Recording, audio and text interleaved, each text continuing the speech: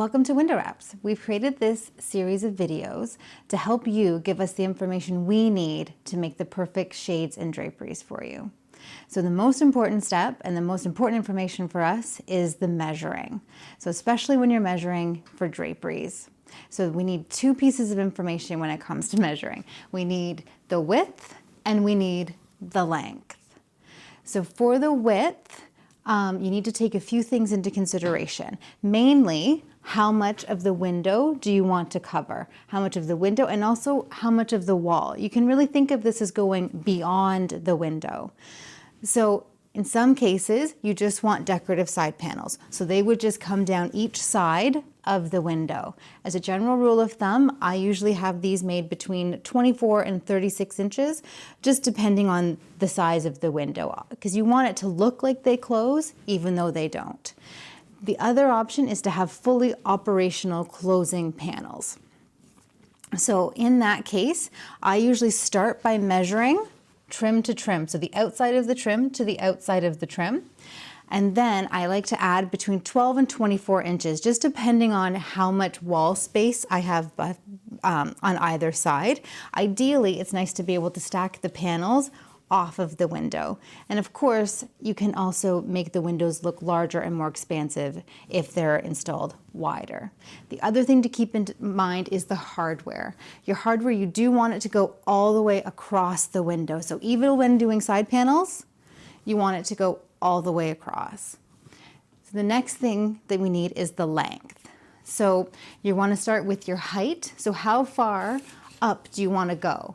So one option, as shown here, is you can have it go right above the window. The other, another more popular option is to have it go a little bit higher. It just creates a little bit more height to the window itself. And the third option is to install right below the ceiling.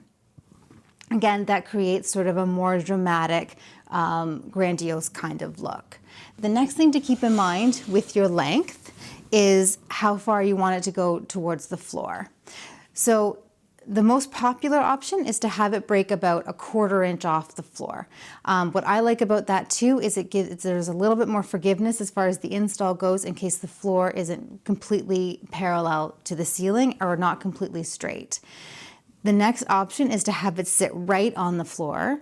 The issue with that, of course, is if your walls aren't perfectly plumb and the floor isn't perfectly straight and the ceiling's not perfectly straight, it's going to look crooked. Another popular option, one that I really like, is to have it break on the floor. It just creates a slightly more casual look. So in that case, you're going to add about 1 inch to the length. So in that case, it would actually hit the floor and be a little bit longer. And then the final option is sort of to puddle.